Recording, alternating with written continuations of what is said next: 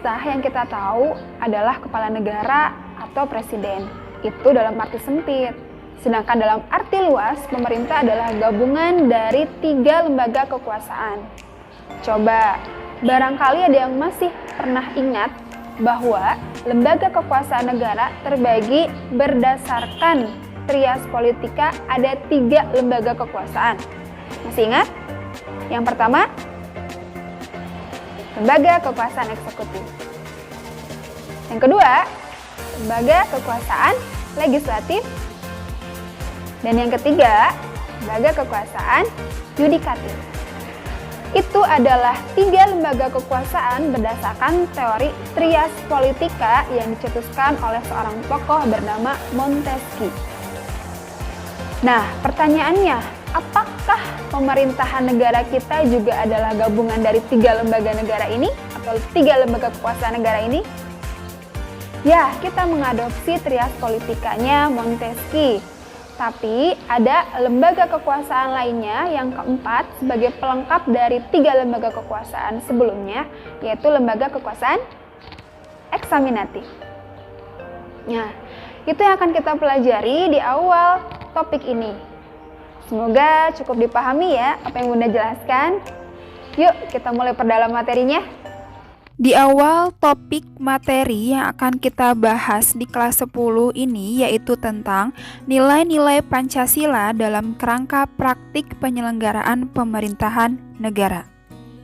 Nah, untuk memahami materi ini secara utuh, ada 3 poin yang akan kita bahas agar kita bisa memahami dengan penuh materi di topik pertama ini.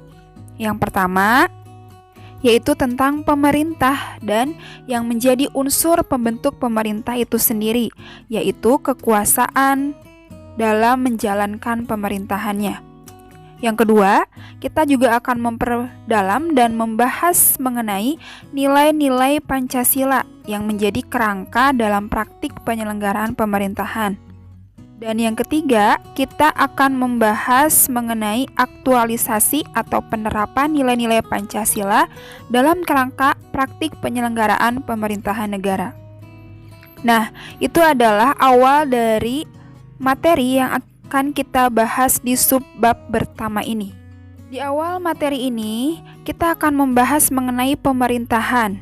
Tentu sebelumnya Bunda pun sudah jelaskan apa perbedaan antara pemerintah dengan pemerintahan. Kita juga perlu paham sejarah terbentuknya konsep dan teori pemisahan kekuasaan. Seiring berjalannya waktu, pemikiran John Locke ternyata mempengaruhi seorang ahli hukum berkebangsaan Perancis bernama Montesquieu yang lahir di kisaran tahun 1689 sampai dengan 1755 untuk lebih menyempurnakan konsep pemisahan kekuasaan. Montesquieu dalam bukunya yang berjudul De l'Esprit des Lois terbit tahun 1748 mengemukakan teori pemisahan kekuasaan negara.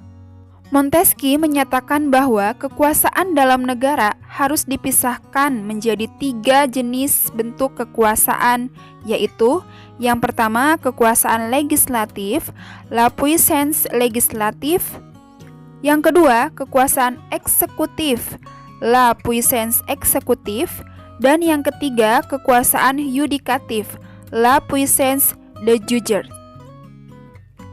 Konsep pemisahan kekuasaan yang dicetuskan oleh seorang tokoh bernama Montesquieu ini, di mana dia menjabarkan bahwa kekuasaan negara dipegang oleh 3 kekuasaan besar, yaitu kekuasaan legislatif, kekuasaan eksekutif, dan kekuasaan yudikatif. Ketiga bentuk kekuasaan ini dikenal dengan istilah trias politika.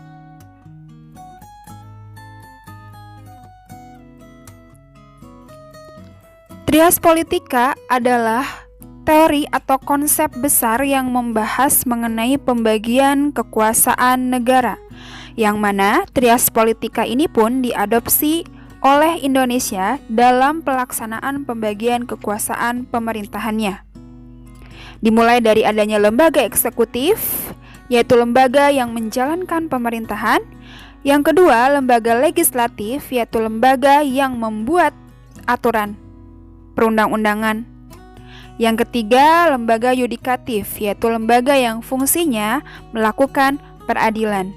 Namun yang membedakan dari sejarah terbentuknya teori kekuasaan negara ini, Indonesia mengadopsi trias politika yang kemudian disempurnakan lagi dengan ditambah satu lembaga kekuasaan yang melengkapi, yaitu lembaga kekuasaan eksaminatif atau lembaga yang melaksanakan fungsi pengawasan dan kontrol terhadap keuangan negara.